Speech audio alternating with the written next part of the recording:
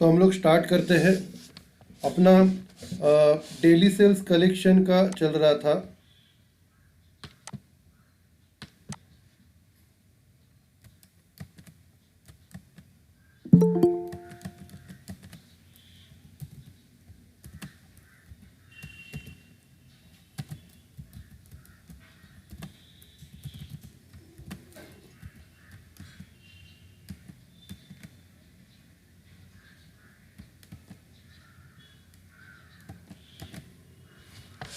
सबको स्क्रीन दिख रहा है? चैट बॉक्स पे लिखो, सबको स्क्रीन दिख रहा है?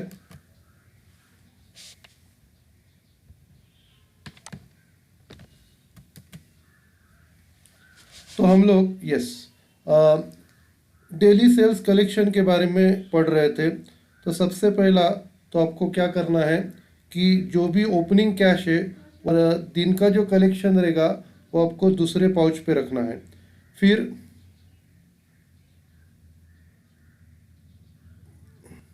आपको मूवमेंट रजिस्टर बनाना है और उसके ऊपर साइन करना है, कैश डिक्लेयर करना है। फिर उसके बाद end of the day process करना है। और फिर जो भी पाउच है, कैश के पाउच है, वो आपको कैश सेफ में डालने हैं। उसके बाद होम डिलीवरी के बारे में, होम डिलीवरी कैसे करते हैं? Ensure bill accompanies home delivery staff for post payment. सबसे पहला आपको गुड्स और बिल स्टाफ को देना है होम डिलीवरी करने के लिए। बाद में स्टाफ रिटर्न आने के बाद आपको होम डिलीवरी कैश चेक करना है। फिर कैश डिक्लेरेशन रजिस्टर के ऊपर आपको एंट्री करनी है।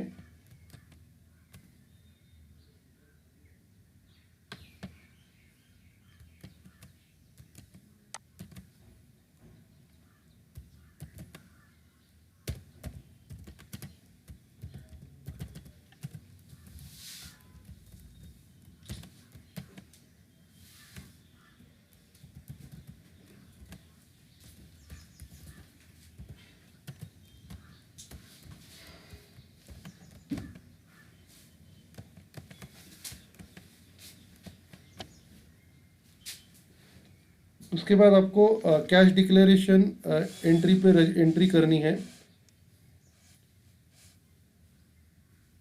फिर आपको जो भी बिल का अमाउंट है उतना कैश आपको डिपॉजिट करना है। उसकी एंट्री स्टाफ मूवमेंट रजिस्टर पे करनी है। और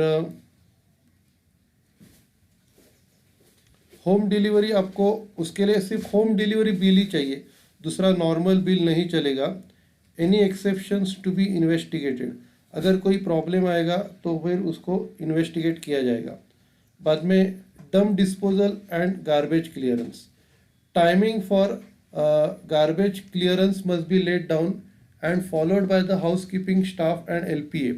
तो जो भी गार्बेज क्लीनिंग का टाइमिंग है वो टाइम टेबल में लिखा रहेगा और वो हाउसकीपिंग स्टाफ और एलपीए को फॉलो करना है। All packing material will be flatten, उसकी पाउडर करनी है डिस्पोज करने से पहले। LPA will check garbage under camera before disposal by housekeeping staff. LPA garbage को चेक करेगा, उसको डिस्पोजल करने से पहले एलपीए गार्बेज को चेक करेगा। Housekeeping staff will be frisk while going out for garbage disposal. Housekeeping staff को check किया जाएगा गार्बेज डिस्पोजल पे जाने से पहले। All fruit and vegetable and non-food and vegetable dump will be checked with check register and SAP document before disposal।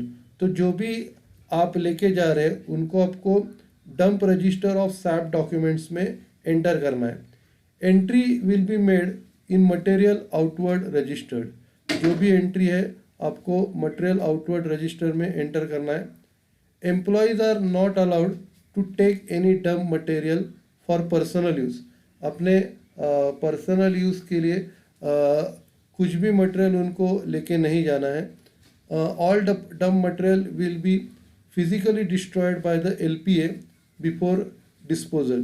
तो जो भी डंप मटेरियल है उसको डिस्ट्रॉय किया जाएगा LPO उसको डिस्ट्रॉय करेगा। LPO will audit all garbage and dump before disposal. उसका ऑडिट पूरा LPO करेगा, गार्बेज और डंप डिस्पोजल होने से पहले उसका ऑडिट सब LPO करेगा। फिर अगला क्वेश्चन है, शॉप लिफ्टिंग से कैसे बचे। Tips to prevent shop lifting and theft in stores. Wherever physical keep BOH door close during peak hours. अगर पॉसिबल हो तो BOH के जो दरवाजे हैं वो बंद रखो पीक आवर्स के time. Assign responsibility to keep watch on BOH to respective department which is adjoining the BOH। तो जो भी डिपार्टमेंट BOH के बाजू में रहेगा उसको रिस्पॉन्सिबिलिटी दे देगा थोड़ा सा चेक करने के लिए। Train your store staff cashier to keep an eye on frequent stock visitor who do not purchase or make small purchase during peak hours। आपको ट्रेन करना है एक वॉच रखने के लिए जो लोग हमेशा आते हैं और कुछ परचेस नहीं करते, और परचेस भी करते रहेंगे तो छोटे क्वांटिटी में परचेस करेंगे पीक आवर्स में। सच कस्टमर जनरली पे only cash against their transaction. ये टाइप के जो कस्टमर है वो सिर्फ कैश पे करते हैं ट्रांजैक्शन के अगेंस्ट। बाद में store should not block view of CCTV camera in and around BOH। तो स्टोर्स को ब्लॉक नहीं करना है CCTV कैमरे को, और BOH को हमेशा उनके कैमरे चालू होने चाहिए। Excess stock of high shrink SKU to be kept in stores manager cabin. तो जो महंगे वाले स्टॉक रहेंगे जैसे जिलेट है, चॉकलेट है, तो आपको वो स्टोर मैनेजर के केबिन में रखने हैं जिधर जगह अवेलेबल होगी। Educated store staff on critical incident reporting process. तो आपको स्टोर स्टाफ को एजुकेट करना है क्रिटिकल इंसिडेंट रिपोर्टिंग प्रोसेस के लिए। Ensure that the concept of everyday SLP is followed as an ongoing process in your stay. तो everyday SLP हर दिन चलना चाहिए और ये ऑनगोइंग एक्टिविटी है आपके स्टोर्स में।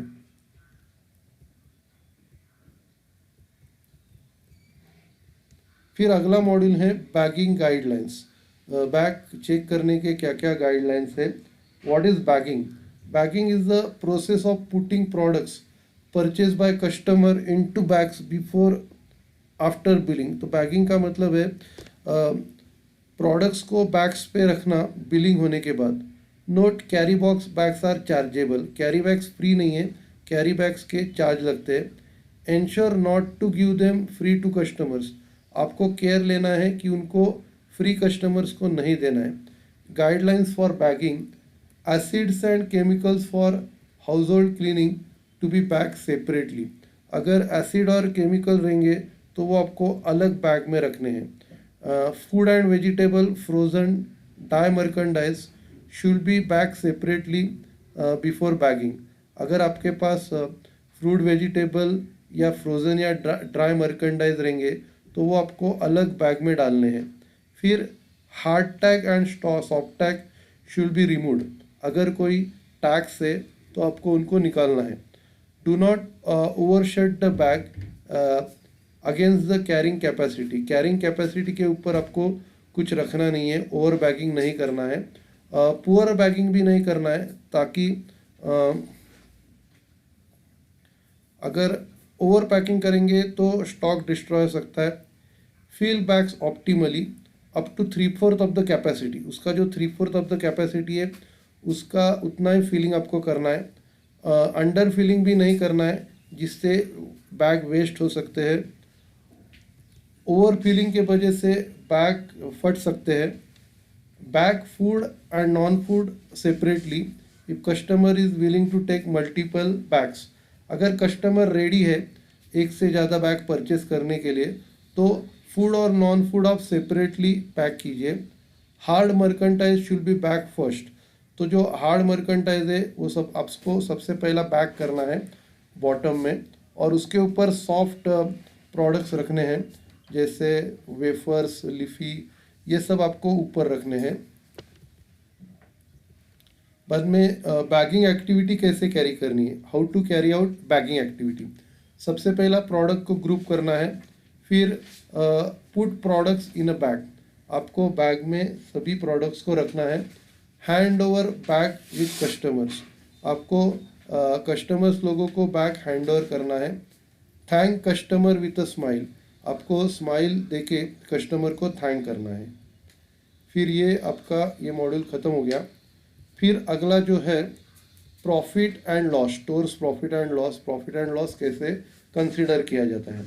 तो major components profit and loss के जो है, सबसे पहला नेट सेल्स है, gross margin, net sales gross margin, commercial gross margin after marketing, तो ये मार्केटिंग के खर्चों के बाद आपका कमर्शियल ग्रॉस मार्जिन है।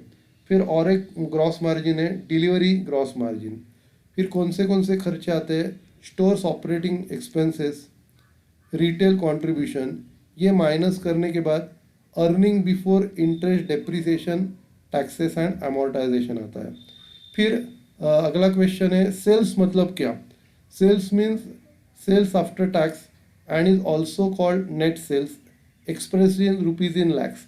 तो सेल्स का मतलब है टैक्स के बाद जो सेल्स रहता है वो सेल्स है, उसको नेट सेल्स भी कहा जाता है और वो लाख में एक्सप्रेस करते हैं। बाद में हम लोग sales per square feet, sales per day आपको कैलकुलेट करना है। तो सेल्स पर डे मतलब क्या है, आपको टोटल सेल्स को जितने भी डेज है उससे डिवाइड करना है, या जितना भी स्क्वायर फीट एरिया है उससे डिवाइड करना है, ताकि अपने को सेल्स पर डे या सेल्स पर स्क्वायर फीट मिले। फिर what is gross margin. Gross margin means margin earn as a result of difference between cost of goods sold and selling price of the goods. तो जो difference रहता है उसकी original cost और selling price, उसका जो डिफरेंस रहता है वो ग्रॉस मार्जिन होता है। Note, private label products have higher margin as compare to branded products. तो जो प्राइवेट लेबल है उनका मार्जिन कम होता है as compare to branded products. Any markdown done by store reduces the gross margin, अगर मार्कडाउन प्रोसेस करता है तो उससे ग्रॉस मार्जिन कम हो जाता है। Ensure that no products are sold below RRP, तो आपको ये ध्यान रखना है कि कोई भी प्रोडक्ट RRP के नीचे नहीं सेल करना है। RR की मतलब रिकमेंडेड रिटेल प्राइस, उसके नीचे सेल नहीं होना चाहिए। Which will reduce the store margin, उससे क्या होगा, स्टोर का मार्जिन कम हो जाएगा। Dump and shrink at store, dump is actual dump posted for the month in SAP और for both food and vegetable and non food and vegetable. तो dump क्या है, जो भी अपना लॉस हो गया है फूड एंड वेजिटेबल के लिए या नॉन फूड एंड वेजिटेबल के, उसका एंट्री है। Shrink is defined as a inventory loss and is difference between book stock and physical stock. तो ये जो श्रिंक है ये अपने बुक्स में कितना स्टॉक दिख रहा है और फिजिकल स्टॉक कितना है उसका डिफरेंस मतलब shrink. It is express as a percentage of sale between two physical inventories, वो परसेंटेज के फॉर्म में अपने को बताया जाता है। Dump and shrink at stores, do timely mark down of all to sell perishable and near expiry damage product to ensure lower dump in store. आपको क्या करना है, आपको मार्क डाउन प्रोसेस करना है जिससे आपका लॉस कम हो जाए। तो जो भी नियर एक्सपायरी प्रोडक्ट्स है उसको आपको सेल करना है कम भाव में। Ensure regular SKU date rotation is followed and that are stack as per FIFO and FIFO to protect product getting expired at shelf. तो आपको डेट रोटेशन फॉलो करना है और ये भी ध्यान में रखने का है कि प्रोडक्ट को FIFO और FIFO के हिसाब से पैक किया हो गया हो। Ensure and check all fixtures are working properly, जो भी फिक्चर्स है वो बराबर काम कर रहे हैं कि नहीं कर रहे, and have set temperature as per guidelines, temperature guidelines के हिसाब से सेट किया हो, so that product do not get spoiled and dump, तो उसके कारण प्रोडक्ट स्पॉइल और डंप नहीं होना चाहिए।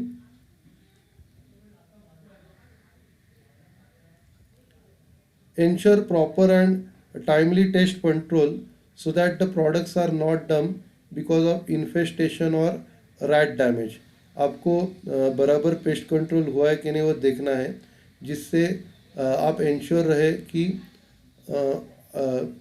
जिससे आपके आपके प्रोडक्ट्स रैट डैमेज और इन्फेस्टेड नहीं होंगे. Ensure product stock in BOH and top are manage properly so that it does not lead to dump.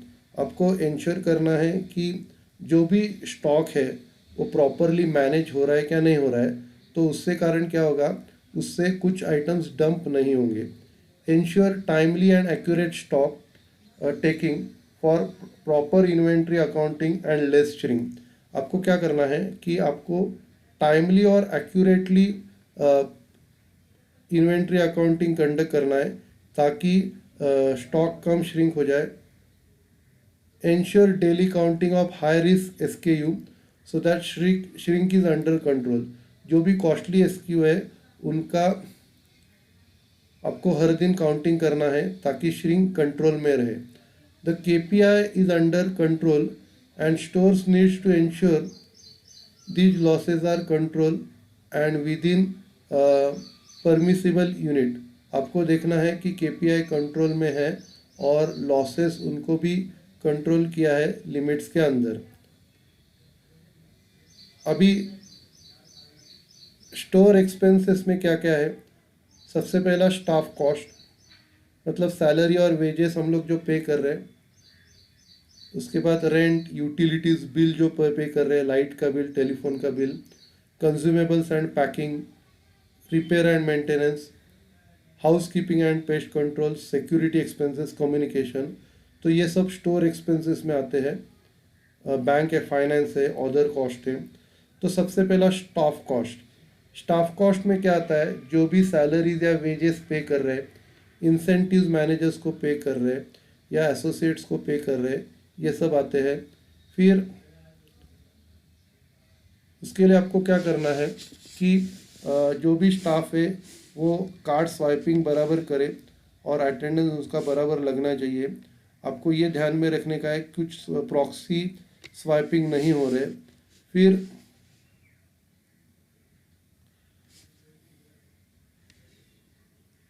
Regular attendance लग रहा है क्या नहीं लग रहा है, आपको ये ध्यान में रहना है. फिर रेंट में includes rent payable to landlord. तो जो भी भाड़ा आपको लैंडलॉर्ड को पे करने का है वो इंक्लूड है. बाद में म्यूनसिपल टैक्सेस और कॉमन एरिया मेंटेनेंस एक्सपेंसेस, ये सब रेंट में इंक्लूड होता है. In case of a rent within a mall on a revenue sharing arrangement, rent is calculated as a percentage as is return in the agreement और minimum guarantee. तो जो agreement में लिखा रहेगा या मिनिमम अमाउंट है उसमें जो भी ज़्यादा रहेगा वो रेंट कंसिडर किया जाएगा. इन केस ऑफ ओन प्रॉपर्टी, अगर खुद की प्रॉपर्टी है तो नोशनल कॉस्ट पकड़ी जाएगी, मतलब इमेजिनरी कॉस्ट रेंट करके कंसिडर की जाएगी. And calculation is done centrally by finance team to give proper reflection on rent item. तो अगर अपना खुद का प्रॉपर्टी है तो रेंट एक नोशनल इमेजिनरी आइटम कंसिडर किया जाएगा. फिर कंज्यूमर्स एंड पैकिंग में क्या क्या इंक्लूड है. सबसे पहला ऑपरेशन कंज्यूमेबल जैसे कैरी बैग है. आईटी कंज्यूमेबल्स में printer, cartridge, sale label prints, POS rolls, printer ribbons, barcode label, ये सब इंक्लूड है. मार्केटिंग में promo sales, FM faculty management में cleaning chemicals, floor dusters, hand wash, assets में trolleys है. रिपेयर्स एंड मेंटेनेंस में committed AMC charges, जो भी AMC चार्जेस हम लोग ने कमिट किए वो इंक्लूड है. रिपेयर में भी included on incurred on electrical installation, chiller, freezer, fixture, shells, plant and machinery equipment and others. तो उसके अलावा जो भी रिपेयर करेंगे जो इसमें AMC में इंक्लूड नहीं किया रहेगा वो भी इसमें आता है। फिर housekeeping and pest control, expense incurred towards payment to housekeeping agency. Housekeeping agency को जो पेमेंट करना है वो, बाद में हाउस कीपिंग कंज्यूमेबल्स और पेस्ट कंट्रोल एक्सपेंसेस, ये सब इंक्लूड है। अदर्स में सिक्योरिटी एक्सपेंसेस जो हम लोग सिक्योरिटी एजेंसी को पे कर रहे हैं, बाद में कम्युनिकेशन एक्सपेंसेस अपने टेलीफोन और मोबाइल बिल, फिर बैंक फाइनेंस में क्रेडिट चार्जेस, सीए में पिकअप चार्जेस, ये सब इंक्लूड है। अदर एक्सपेंसेस में handling charges, garbage dump, professional fees, licence fees, travelling, ये सब इंक्लूड होते हैं। अभी ये जो मॉड्यूल 20 है उसमें मैंने आपको वेलकम में पढ़ाया था, वही सब है। और वो सिर्फ क्या था, उस टाइम आपके पास लिखा हुआ नहीं था, तो ये सब ऑलरेडी अपना पढ़ा के हो गया है। अभी डे 10 का ही अपने को करने का है, डे 9 का पूरा हो गया है। तो एक क्या करते हैं, 5 मिनट ब्रेक लेते हैं और फिर डे 10 चालू करते हैं।